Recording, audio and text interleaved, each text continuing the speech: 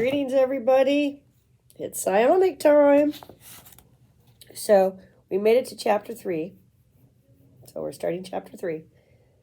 And we're going to start taking a look at the powers, which I didn't really do in the previous ones all that much, because I figured we'd wait till we get to the meat and potatoes.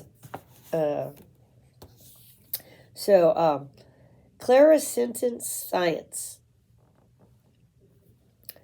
And it's got a thing down here in chapter 3. Understanding power descriptions.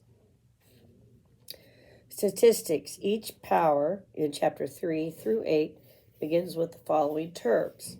Power score, which is the number or less this number or less must be rolled on a d20 whenever a character makes a power check. A character always makes a power check when attempting to activate a power. Now, once you understand how this works, if you're using like the more modern 5e system and you want the psionic power check to fall in line more with that system, then all you got to do is convert, because you're still using a d20, and converting isn't that hard. All right? Initial cost. The number of PSPs expended when the power is first used. If a character fails his power check, he must expend half this many PSPs. Some telepathic powers list contact as their initial cost. That means the contact power must be established before these powers can be used. Maintenance cost. The number of PSPs expended per round, unless another time period is stated, to keep a power operating from the previous round. Maintaining a power does not require a new power check. If no maintenance cost is listed, then the power cannot be maintained. A character could reactivate it round after round, however, making a new power check each time. A range. The maximum distance from the psionicist. Psionics users are at which the power can have an effect. Touch means the psionicist, can't talk today, must touch the target. Preparation time. How many rounds a character must spend preparing to use a power before he can actually try to use it. For example, if a power has a preparation time of 1, the character must spend 1 full round preparing. He can't initiate other powers during that round, but he can still maintain them. After 1 round of preparation, in other words, in round number 2, he can make a power check.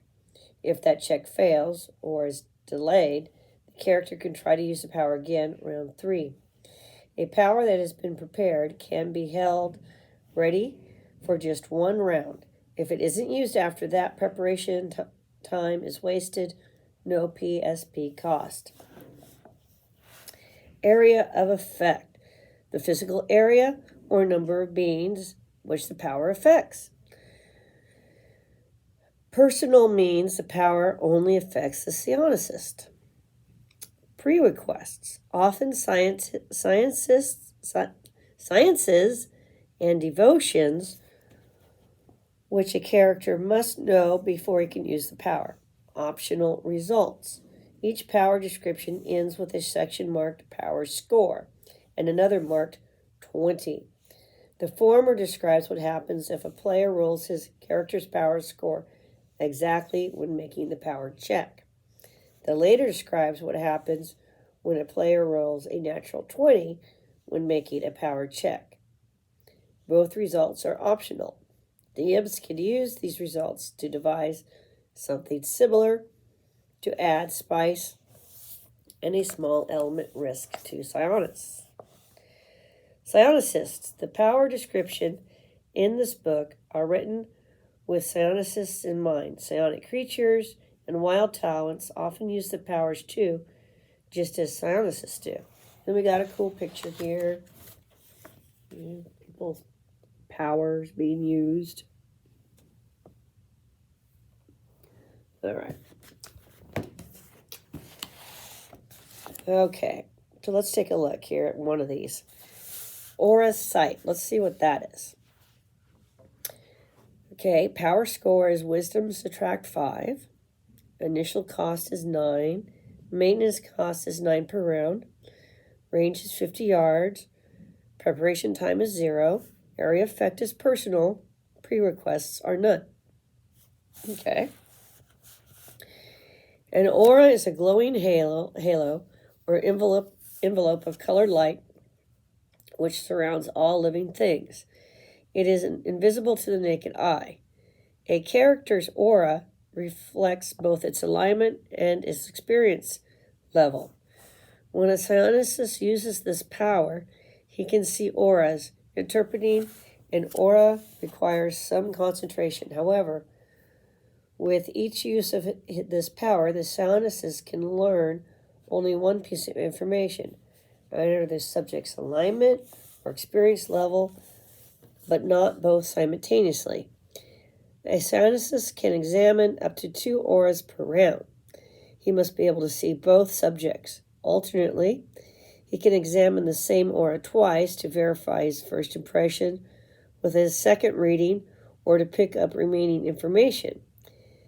In any case, a psionicist must make a new power check each time he attempts to interpret an aura. The psionicist can be reasonably discreet when he uses this power. He doesn't have to poke at the subject or give him the hairy eyeball. However, he does need to gaze at the subject intently. Since the range of this power is the range of vision, the psionicist can go unnoticed but maintaining his distance. If he tries to sense auras on the people he is conversing with, they certainly will notice that he is staring and probably will be uncomfortable. The level the character being analyzed affects the psionic's power check. The higher the subject's experience level, the tougher it is to interpret the subject's aura. This translates into a -1 penalty for every 3 levels of a subject, rounded down. For example, a psionicist reading the aura of an 8th level character would suffer a -2 penalty. If the die roll for the power check is 1, the psionicist reading is incomplete or slightly incorrect. For example, the psionicist may learn only the chaotic portion of a chaotic neutral alignment, or he may interpret the character's level with an error of 1 or 2 levels. Power score. The psionicist can examine up to 4 auras per round instead of 2. 20. The initiator can't use this power again for 24 hours. So, as you can see, if you've been playing 5e, where you are rolling to the number or higher, I believe that's how it works. I haven't played it in a bit. Then the 20 wouldn't be an automatic success. The 20 would be an auto failure in the system. But you could reverse this. You just make a little chart. It's real simple. I'll have to do it one of these days, show you the chart. And you can then assign a different number for the number that must be met. If you want 20 to be a success. If you want to keep like the rules streamlined. You know what I'm saying? It took a while for them to streamline everything. That's just the way old D&D is. So that gives us a good example.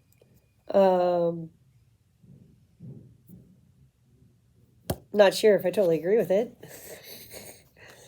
Based on how people do aura readings in the real world. Yeah, Grandma's a hippie, man. Grandma's been around all this stuff. So I don't really know why your level would affect somebody's ability to see your aura. I don't understand the logic there. So I don't know. That'd probably be like the first thing I would change. Yeah. as far as I know, my understanding of everything I've ever read or seen anybody do with auras, or that where they take that photograph, right? I can't remember the name of it. I've been to the fairs, man. That's why I said, like, there's no reason why you shouldn't have all of this in your game.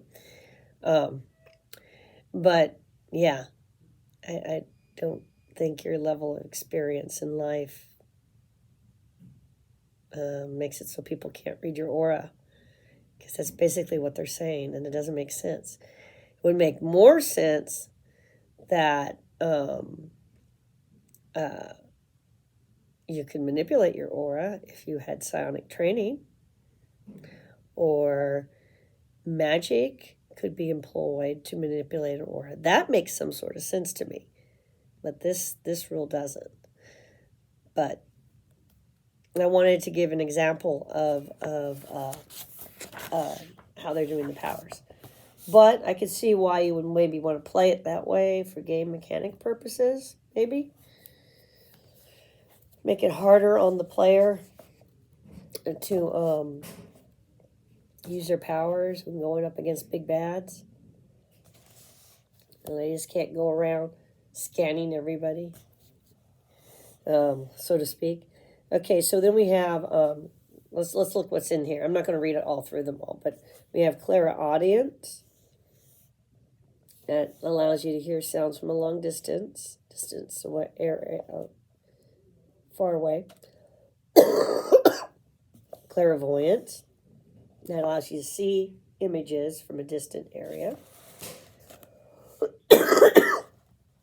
Object reading is the ability to detect psychic impressions left on an object by its previous owner.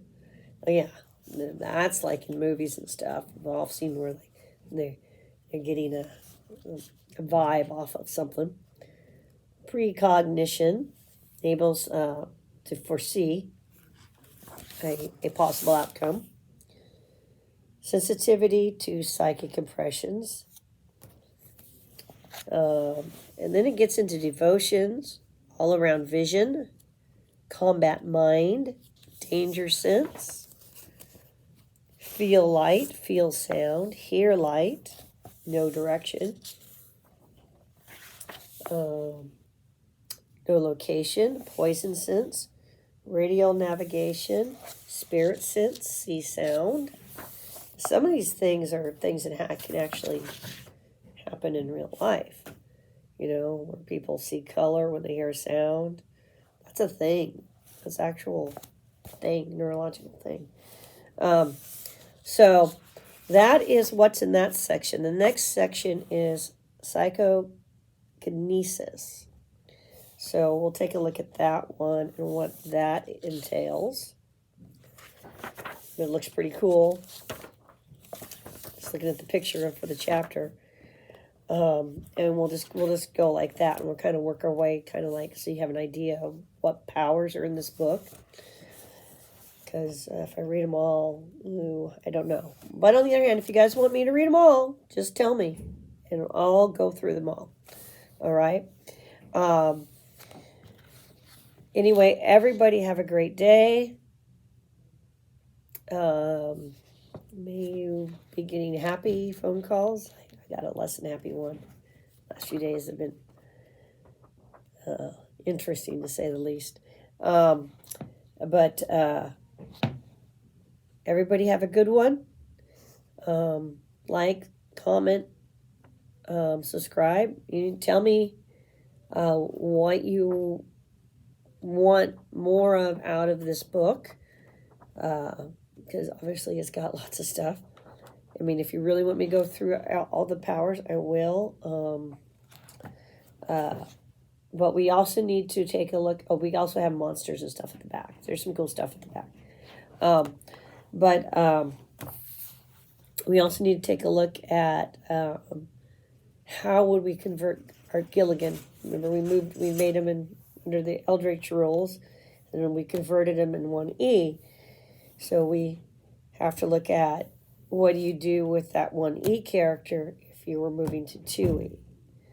And the reason I like to do this is if you're running a campaign long enough, and some people have, where you keep updating the D&D system, that can be a thing. Or you have to stick with one system and say, well, no, sorry, everybody. We also have the other Psionics books to get through as well. I have stuff for Dark Sun. I have the stuff from Rule Aids. So I'm flexible on this because we got a lot to cover. Like I said, I'm not sure if I have 3 or 3.5 stuff. Pretty sure I have 4. And I know I can talk about 5e, what 5e's done so far. Anyway, everybody have a great day. Whatever you play, whatever your jam, that's the important thing, that you're having fun. Anyway, everybody have a great day. Bye.